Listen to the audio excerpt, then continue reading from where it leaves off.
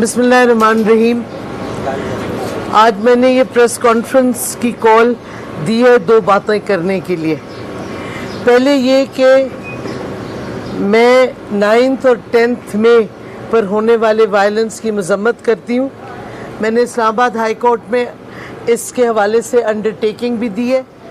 और क्या कहते जमा भी करवा दी है, और ना सिर्फ 9 और 10 मई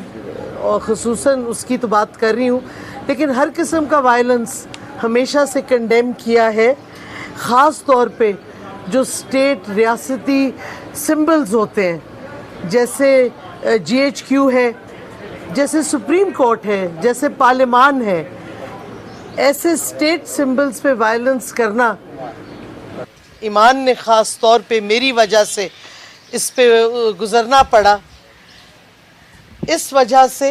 सेहत और ये आजमाइश जो मेरी बच्ची को हुई,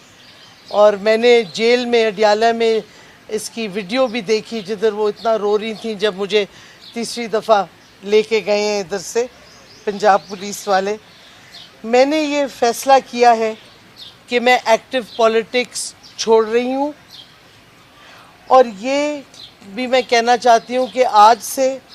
मैं PTI या किसी भी सियासी जमात का हिस्सा नहीं होंगी, क्योंकि मैंने सबसे पहले अपनी फैमिली,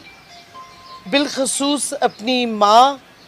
और अपने बच्चों का, अपनी वालदा की वजह से, और ज़ाहिर है अपनी सेहत की वजह से जो कि बहुत ज़्यादा ख़राब हो गई थी इन 12 दिनों में,